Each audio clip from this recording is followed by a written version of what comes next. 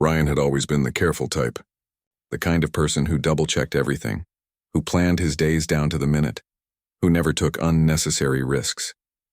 At 32 years old, he worked as a software developer for a mid-sized tech company. His life was simple, organized, and completely predictable. He liked it that way. Every evening after work, Ryan followed the same routine. He would leave the office at exactly 6 o'clock, walk 3 blocks to his favorite coffee shop on the corner of 7th Street, order a large black coffee, and sit in the same corner booth for about an hour. During that time, he would either review work documents or browse through technical articles on his laptop. It was his way of unwinding before heading home to his small but neat apartment. The coffee shop itself was nothing special. It had old wooden tables, mismatched chairs, and walls covered with local artwork that changed every few months. The lighting was warm and dim, perfect for people who wanted to read or work without too much distraction. Ryan loved this place because it was quiet, especially in the evenings when most people had already gone home for dinner. That particular Thursday started like any other. Ryan wrapped up his work, shut down his computer, said goodbye to his colleagues, and made his way to the coffee shop. The autumn air was cool and crisp, and the streets were beginning to empty as the sun set earlier each day. When he pushed open the door to the coffee shop, the familiar smell of fresh coffee and old books greeted him. Only 2 other people were inside, both sitting far apart, absorbed in their own worlds. Ryan ordered his usual drink from Jamie, the evening barista who knew his order by heart. He then settled into his corner booth, pulled out his laptop, and prepared to spend the next hour reviewing some code for an upcoming project deadline. Everything was going according to plan. Everything was normal. Then, at exactly 8:47 in the evening, the door opened again. Ryan glanced up briefly, just as he always did when someone entered.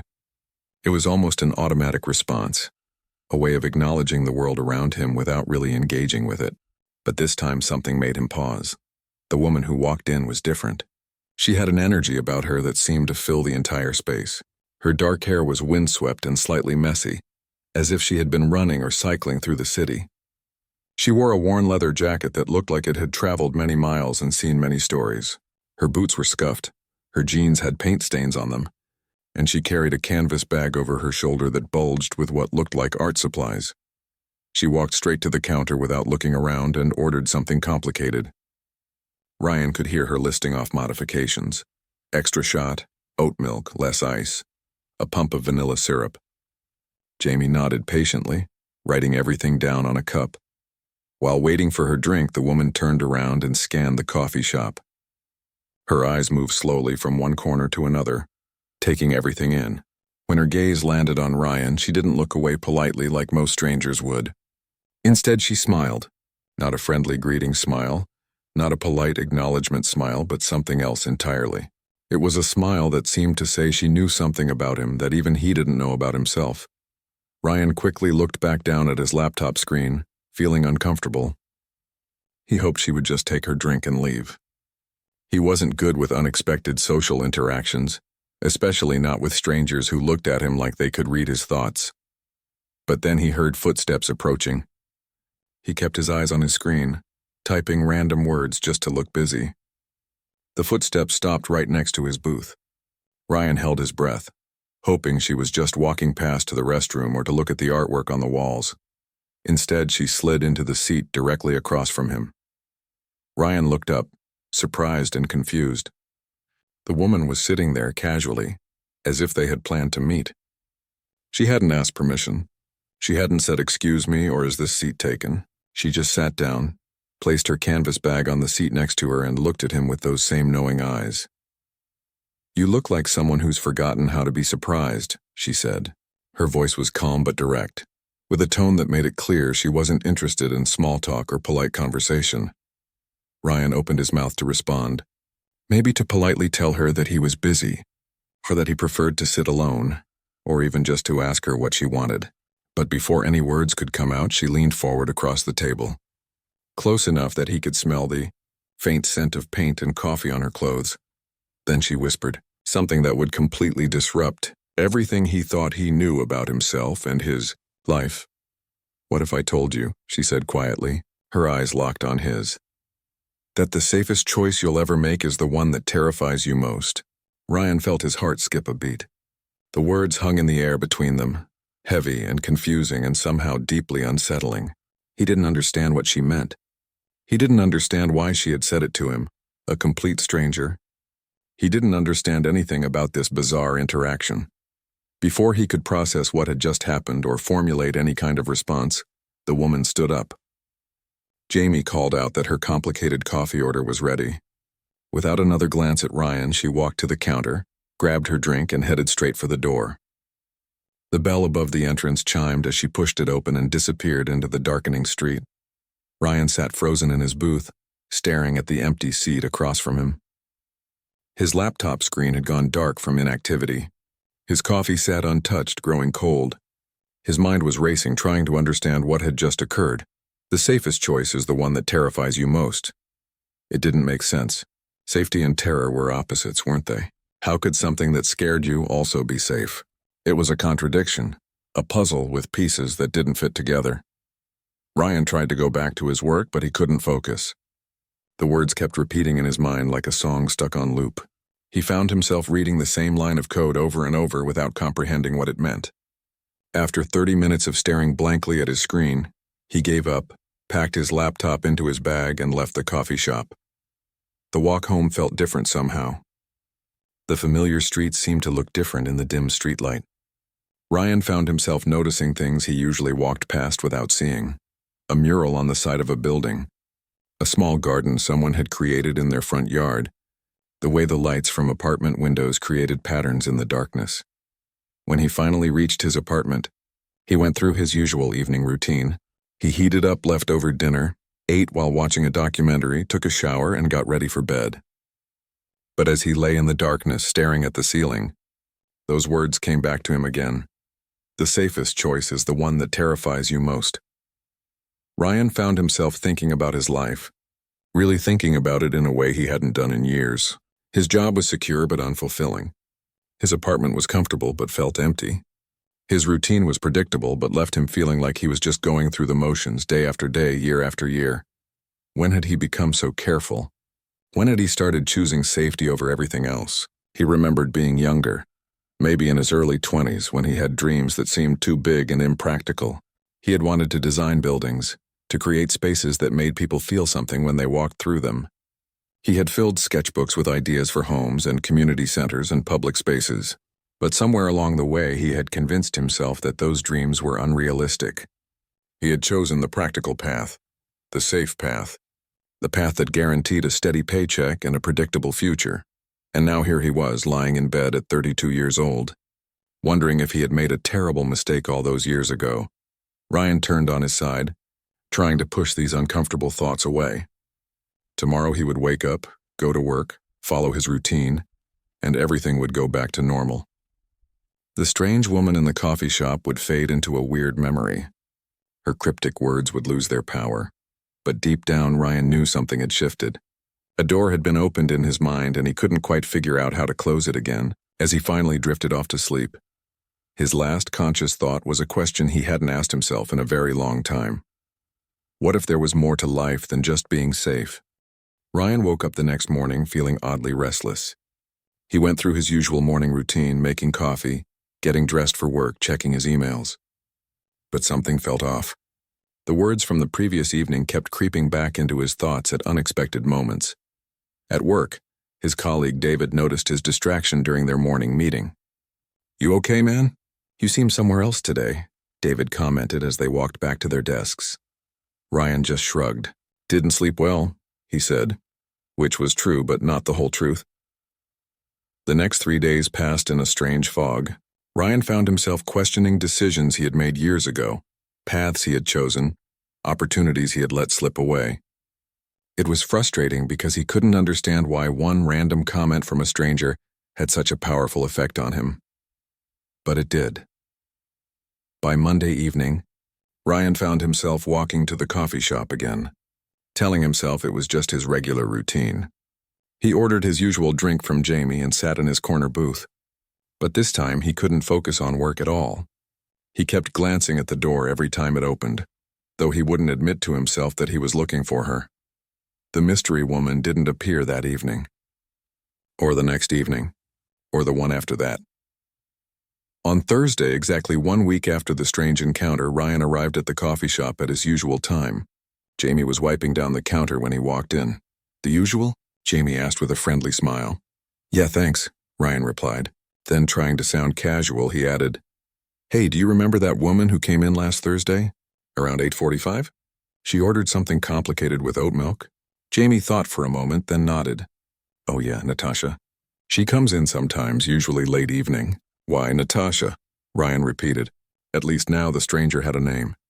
"Do you know anything about her?" Jamie leaned against the counter. "Not much. She's an artist, I think. Pretty talented from what I've heard. Someone told me she painted that huge mural behind the community center on 4th Street. You know the one." Ryan shook his head.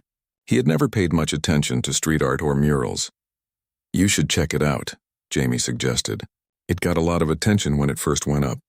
Some people loved it. Some people thought it was too bold for a public space. But that's art, right?" After finishing his coffee that evening, Ryan found himself walking toward 4th Street instead of going home. He told himself he was just curious, that it didn't mean anything significant. But his heart was beating a little faster as he turned the corner and approached the community center. The mural was impossible to miss. It covered the entire back wall of the building, easily 3 stories high and twice as wide. Ryan stopped on the sidewalk, his neck craning up to take in the full scope of the artwork. It showed a person standing at the edge of what looked like a cliff. But instead of an empty drop or dangerous rocks below, there was something incredible. The space beneath the cliff edge exploded with colors and possibilities. Galaxies swirled in deep purples and blues. Cities of light emerged from clouds. Pathways branched out in every direction, each one leading to something different and unknown. The figure standing at the edge was captured in a moment of decision. One foot was still planted firmly on solid ground. The other extended forward into empty air, caught between staying and leaping. The person's face showed not fear, but a mixture of terror and exhilaration, the kind of expression someone might have when they're about to do something that will change everything. Ryan stood there for a long time just looking at it. The mural stirred something in him that he couldn't quite name. It was beautiful and unsettling at the same time. At the bottom right corner, he noticed a signature in small white letters. Natasha Novak. And below that, a quote painted in elegant script. "Safety is not the absence of danger. It's the courage to dance with it." Ryan pulled out his phone and took a picture of the mural, then a closer shot of the signature and quote. As he walked home, he found himself thinking about those words. Safety is not the absence of danger. It's the courage to dance with it. He had spent so many years trying to eliminate all danger from his life, all unpredictability, all risk. He had thought that was what it meant to be safe. But what if he had been wrong? What if real safety wasn't about avoiding danger, but about having the courage to face it? When Ryan got home, he did something he almost never did. He searched online for Natasha Novak artist. Several results came up. There was a website showcasing her artwork, an Instagram account with thousands of followers, and most interestingly, information about workshops she ran. The workshops were called Fearless Fridays, and they took place at a studio across town. According to the website, they weren't traditional art classes. Instead, they were described as creative exploration sessions designed to help participants identify and confront the fears that hold them back from living authentically. Ryan read through the description multiple times. The next session was scheduled for this coming Friday evening. There were still a few spots available. The cost was reasonable, nothing that would strain his budget. His rational mind immediately started listing all the reasons why this was a bad idea. He didn't know anything about art. He would probably feel uncomfortable and out of place. It was probably just some trendy thing that wouldn't actually help anyone. He should just forget about the weird encounter and move on with his life. But that other voice, the one that had been getting louder over the past week, whispered something different. "What are you afraid of?" Before he could talk himself out of it, Ryan clicked the registration button and filled in his information. His finger hovered over the submit button for a long moment. Then, taking a deep breath, he pressed it. The confirmation email arrived in his inbox within minutes. "Thank you for registering for Fearless Fridays. We look forward to seeing you this Friday at 7 p.m. Come prepared to be uncomfortable. Bring your courage. Leave your excuses at the door. Ryan stared at the email, feeling a mixture of anxiety and something else he hadn't felt in a very long time. Excitement, maybe? Or possibility. He had just done something completely unlike himself. He had registered for a workshop run by a stranger who had unsettled him with a single cryptic comment. He had committed to spending his Friday evening doing something that made him uncomfortable rather than staying home in his safe, predictable routine. Part of him wanted to cancel right away, to send a polite email saying he had made a mistake, but he didn't.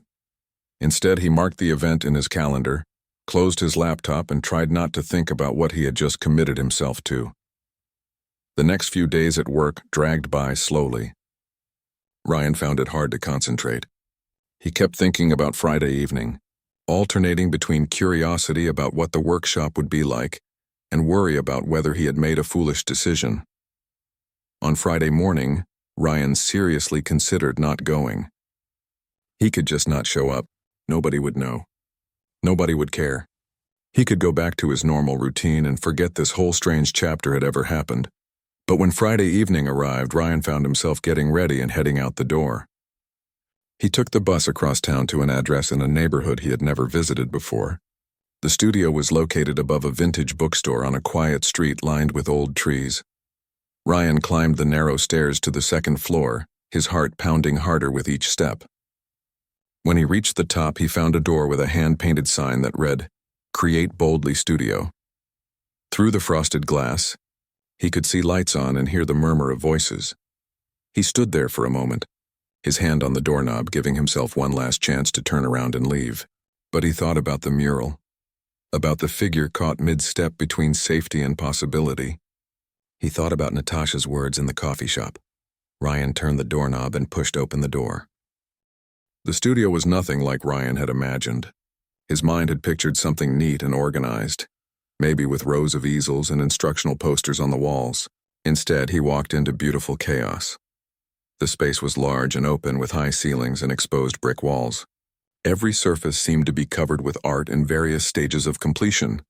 Canvases were stacked against walls, some bursting with color, others barely started with just a few tentative marks. Tables overflowed with supplies, paint tubes, brushes, sketchbooks, and tools whose purposes Ryan couldn't even guess.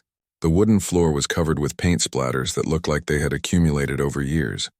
Large windows lined one wall, though it was dark outside now, so they mostly reflected the warm light from the lamps scattered throughout the space. The air smelled like a mixture of paint, coffee, incense, and old wood. Music played softly in the background, something instrumental and slightly melancholic. About 15 people had already gathered, sitting on mismatched chairs arranged in a loose circle in the center of the room. They ranged in age from what looked like college students to someone who appeared to be in their 60s or 70s. Some chatted quietly with each other, while others sat alone, looking as nervous as Ryan felt. And there, at the front of the room, stood Natasha. She wore paint-splattered overalls over a black t-shirt, her dark hair pulled back in a messy bun. She was talking to an older woman, gesturing expressively as she spoke. When Ryan entered, her eyes immediately found him across the room. That same knowing smile spread across her face. The coffee shop philosopher decided to show up, she called out, and several heads turned to look at Ryan. He felt his face flush with embarrassment. "Find a seat," Natasha continued, gesturing to the circle. "We're about to start."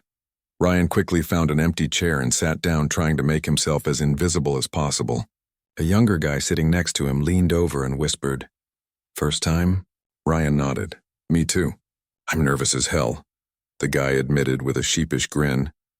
Before Ryan could respond, Natasha clapped her hands once and the room fell quiet. She moved to stand in the center of the circle, her presence somehow filling the entire space.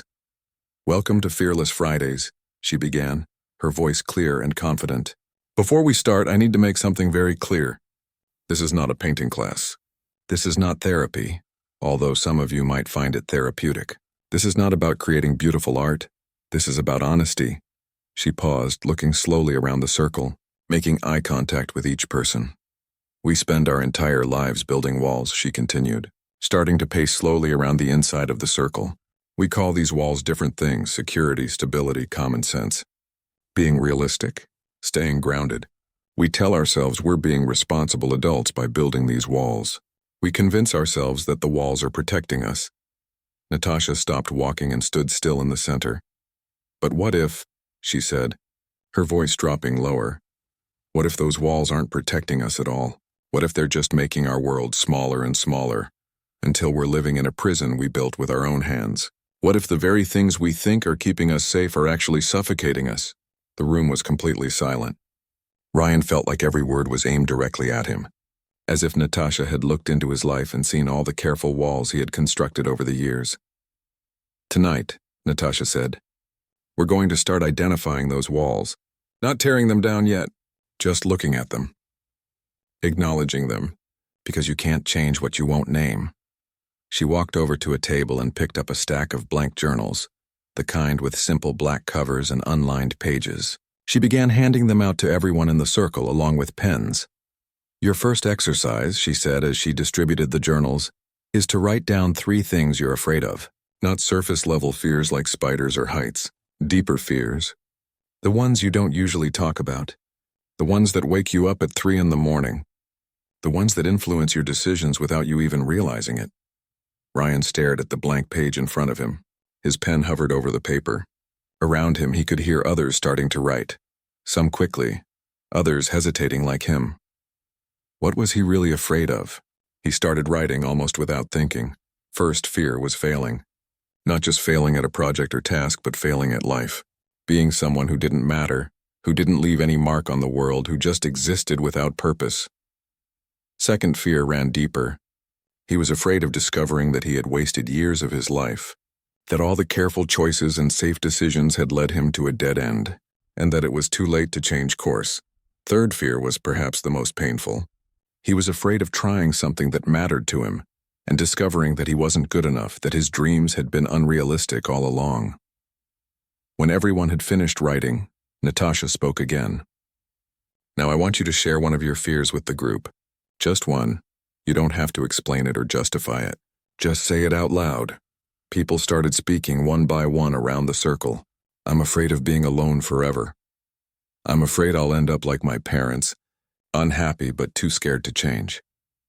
I'm afraid I've already made all my important choices and this is just what life is now. I'm afraid of being mediocre. The honesty was stunning. These were strangers sharing their deepest worries with a room full of people they had just met. Ryan felt his own walls starting to crack just from listening to others. Then it was his turn. Natasha was looking at him, waiting. Everyone was looking at him. Ryan's throat felt dry. He looked down at his journal, at the 3 fears he had written. Then he looked up and said what he had been thinking for the past week, what he had barely admitted even to himself.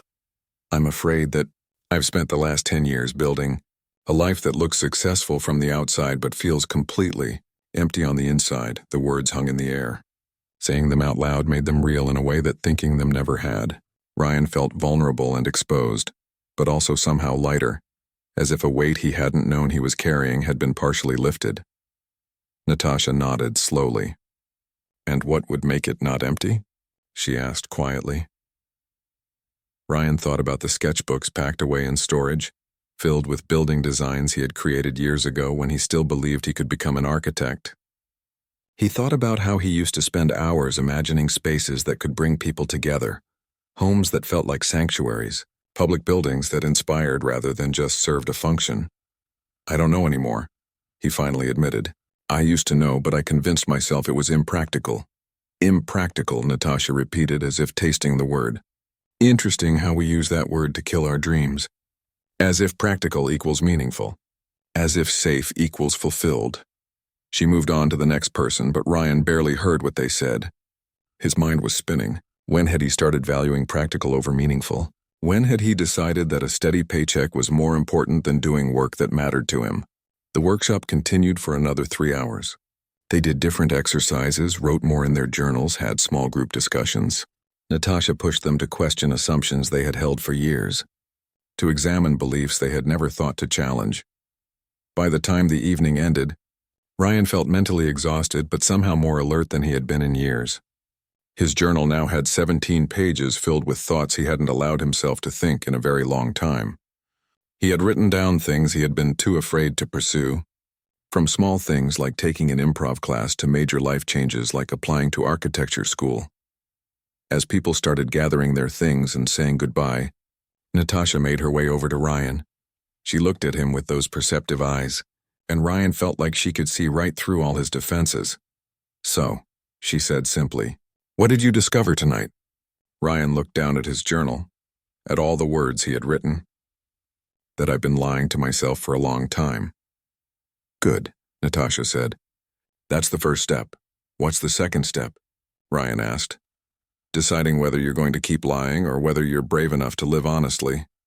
She turned to address the whole group. "Same time next Friday for anyone who wants to continue this journey.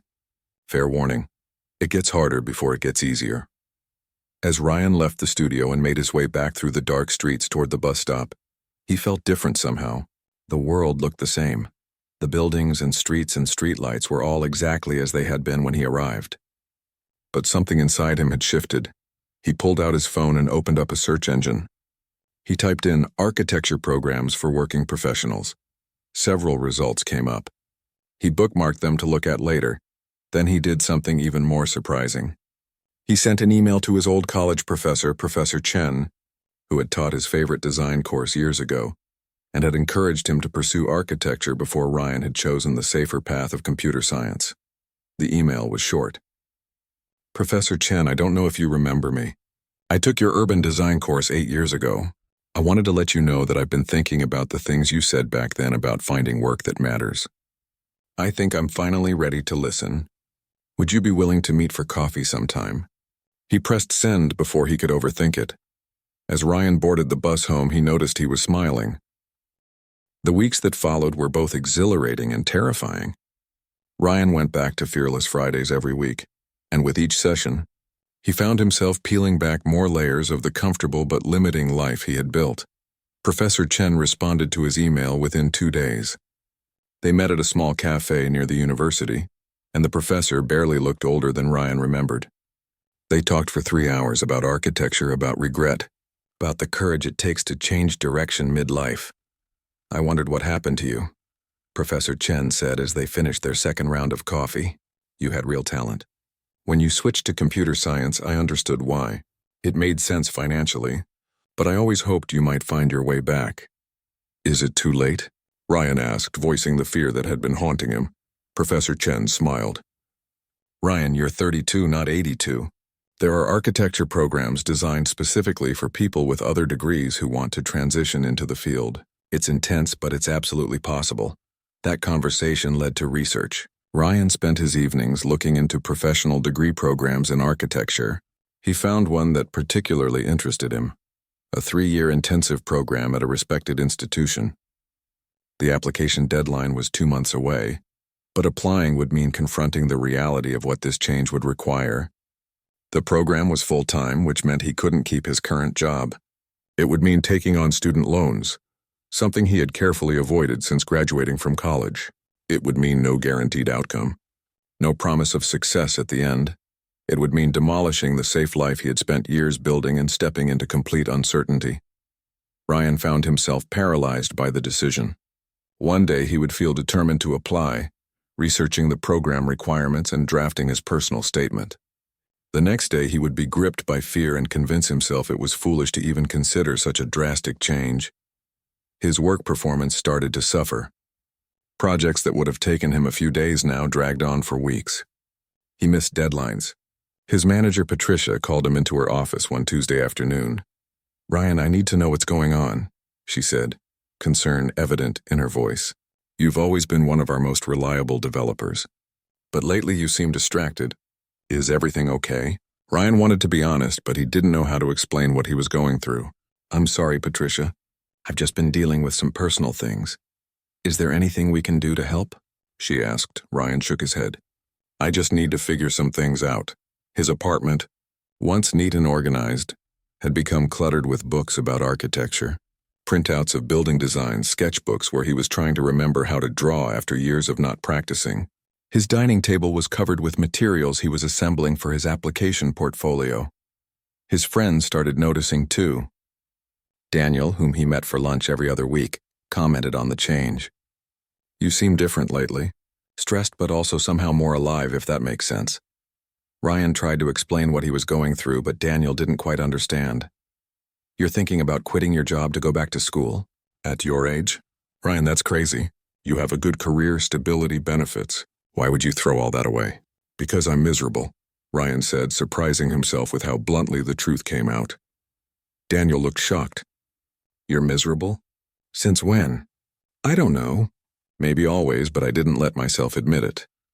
The internal battle reached a crisis point one Wednesday evening, 6 weeks after his first workshop.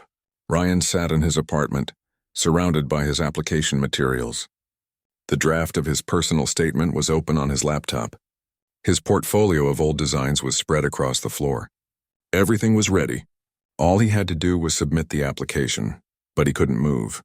Fear had him completely frozen. He thought about all the reasons not to do this. He thought about financial security, about disappointing people who expected him to stay on a stable path, about the possibility of failing after giving up everything. The logical arguments against making this change were overwhelming. Unable to stand the pressure in his own head anymore, Ryan grabbed his phone and called Natasha. They had exchanged numbers after the third workshop, though he had never actually called her before. This must be important, Natasha said when she answered, her voice warm with amusement. You don't strike me as someone who makes phone calls lightly. I got accepted into the architecture program, Ryan blurted out. It wasn't entirely true. He hadn't even submitted the application yet, but saying it out loud made it feel more real. Congratulations, Natasha said, then after a pause. So why do you sound like someone who just received bad news instead of good news? Because I don't think I can do it. Can't or won't. Ryan felt frustrated by the question. What's the difference? Can't means it's impossible, Natasha explained. Won't means you're choosing not to. Most of the time when we say we can't do something, what we really mean is we won't because we're too afraid. So what if I am afraid? Ryan challenged. Fear exists for a reason. It keeps us from making stupid decisions, does it? Natasha's voice was thoughtful. Or does it keep us from making any decisions at all? Come to the studio. Right now, it's 9 o'clock at night, so I'm here working on a piece. Come over. 20 minutes later, Ryan was climbing the familiar stairs to the studio. When he entered, he found Natasha in front of a massive canvas, at least 8 feet tall and 12 feet wide.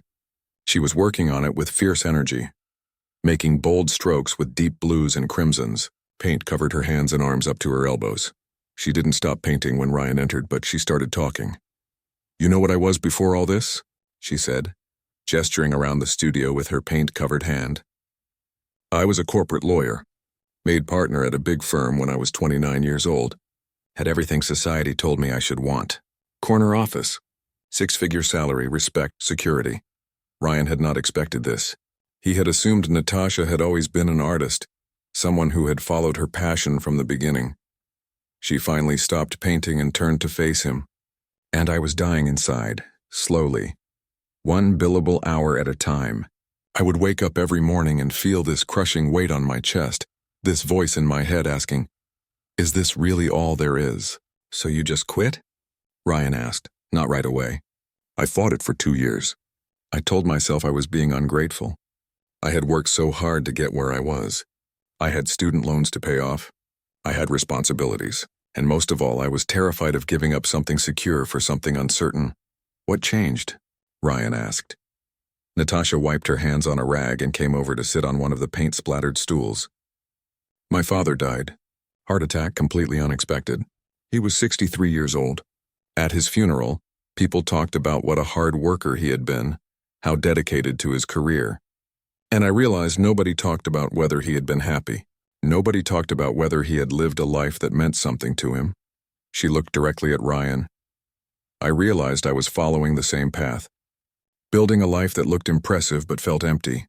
And I decided that if I was going to die someday, I wanted to die having at least tried to live honestly, to do work that mattered to me even if I failed at it. But what if I'm not good enough? Ryan asked, voicing his deepest fear. What if I go through all this, give up everything, and then discover that I don't have what it takes? Then at least you'll know, Natasha said simply. Ryan, regret doesn't come from the risks we take and fail at. It comes from the risks we don't take at all. I can tell you from experience it's much easier to live with "I tried and it didn't work out" than with "I wonder what would have happened if I had been brave enough to try." They talked for another hour, sitting in that paint-covered studio. Natasha didn't tell Ryan what to do. She just shared her own story, her own fears, her own moments of doubt. When Ryan finally left that night and walked home through the quiet streets, he felt something clarify inside him. The fear was still there. The uncertainty was still there. But so was something else. A sense that staying where he was, staying safe and comfortable and miserable, was actually the riskiest choice of all. He went home, sat down at his laptop, and